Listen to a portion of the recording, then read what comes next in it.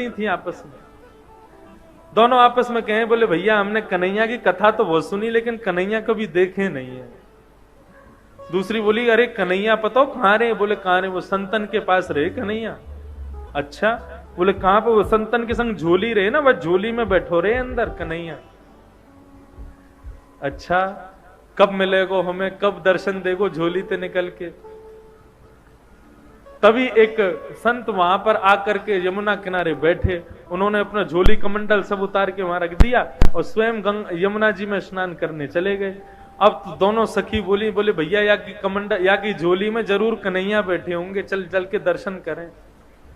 बोले कहीं संत निकल के नहीं आ जाए। बोले अरे जितने में आवेगो इतने तो हम देख के वाकू भाग जाएंगे।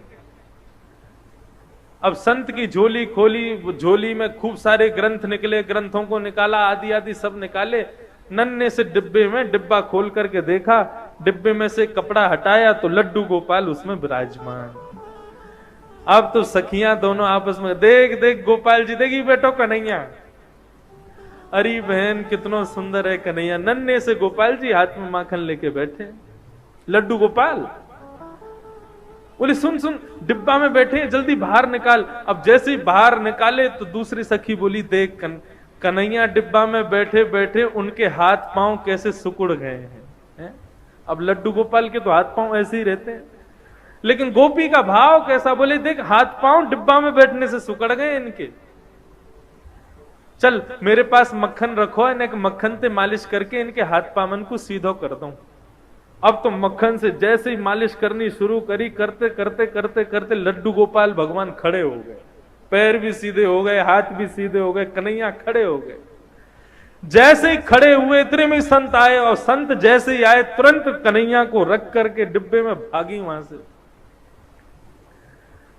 संत ने आकर के देखा तो लड्डू गोपाल, जो कि लड्डू गोपाल के रूप में थे, वो खड़े हो गए हैं।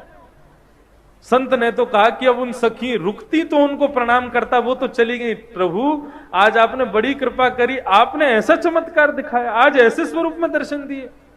साष्टांग दंडवत करके जैसे ही चरण स्पर्श किए, संत का स्पर्श करते ही लड्डू गोपाल फिर से लड्डू गोपाल बन गए।